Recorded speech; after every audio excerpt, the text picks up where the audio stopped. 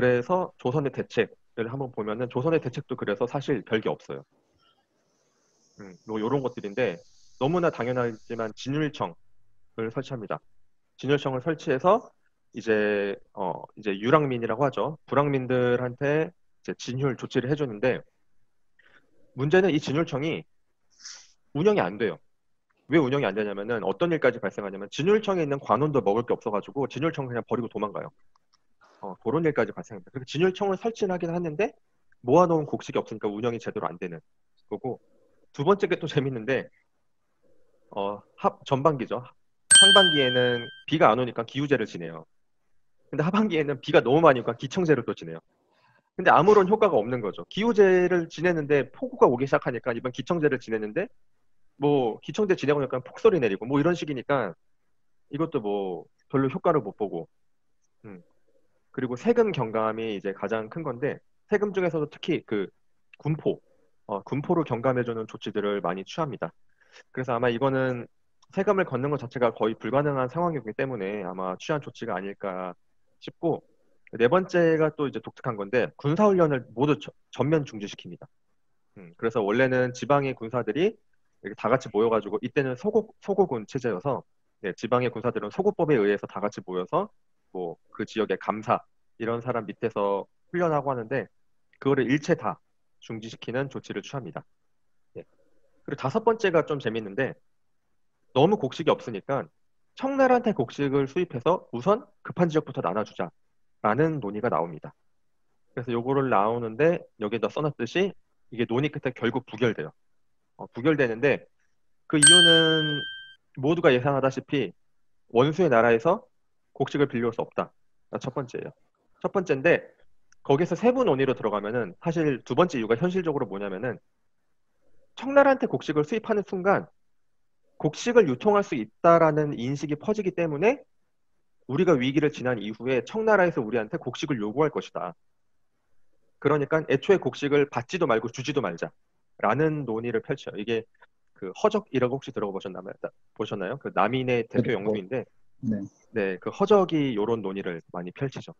그래서 청나라 곡식 수입 논의가 있었는데 이거는 현종 같은 경우도 이제 좀 긍정적으로 검토를 해보려고 했는데 결국엔 부결이 됩니다.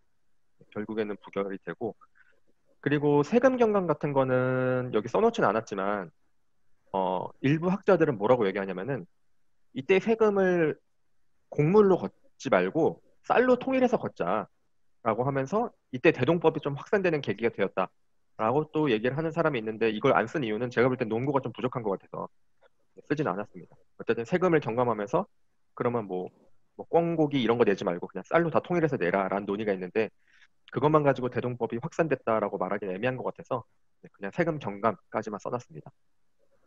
네, 여기까지가 이제 1부인데 여기까지 진행하면서 혹시 뭐 코멘트라든가 아니면 궁금하신 점 있으신 거 있으면은 얘기를 해주시면 좋을 것 같습니다.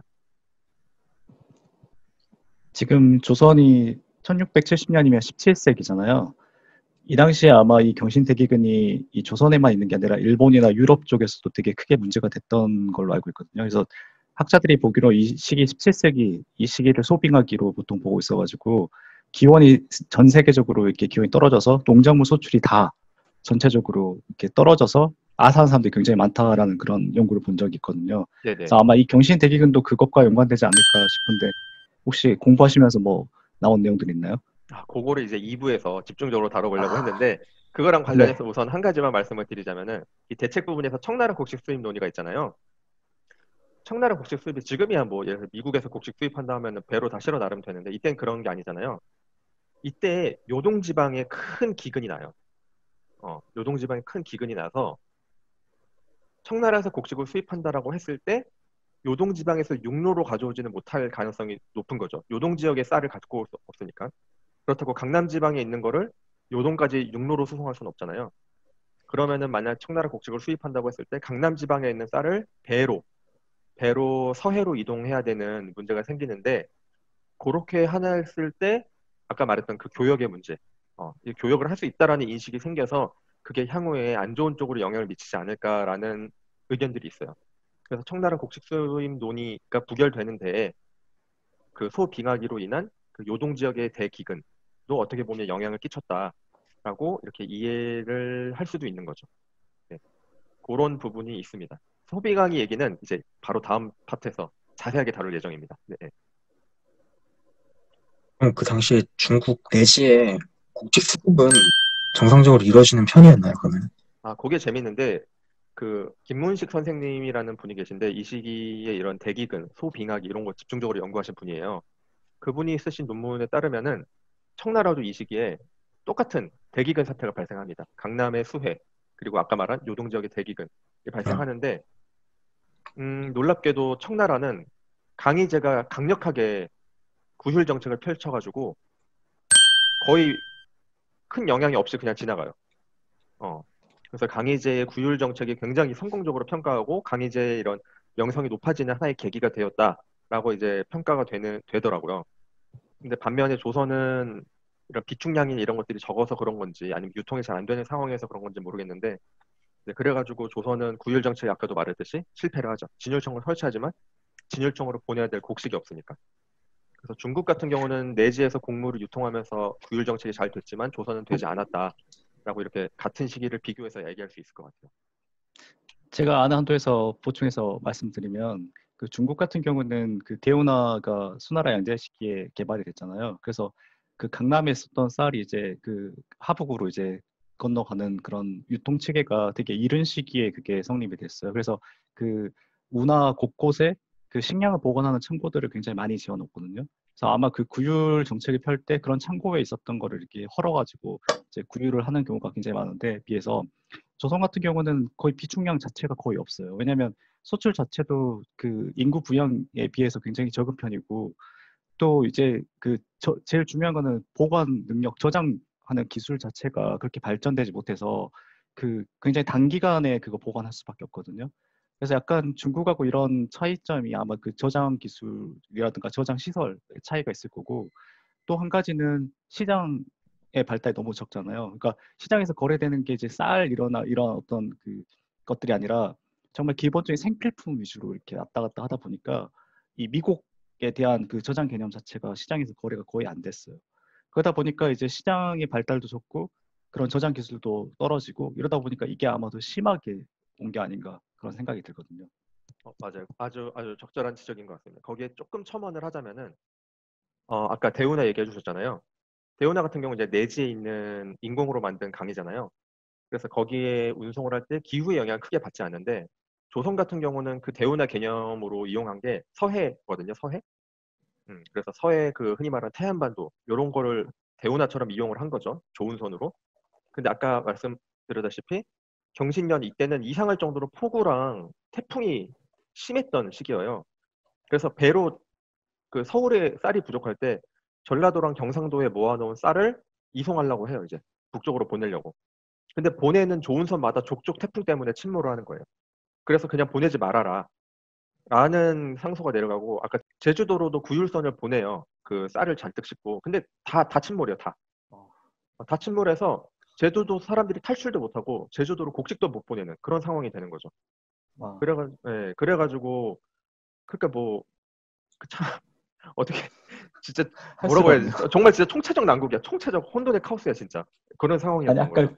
그 진율청 그 관리조차도 신경이 없어가지고 못 먹고 도망가고 막 이러잖아요. 맞아요, 이게 맞아요. 서울 자체가 생산도시가 아니라 소비도시다 보니까 아마 이 시기에 혹시 그런 기록은 없나요? 이 시기에 그 관리들이라든가 고위 왕족들조차도 기근 이게 전국적으로 심했으면 그 정도 기록이 있을 것 같다는 생각이 들거든요.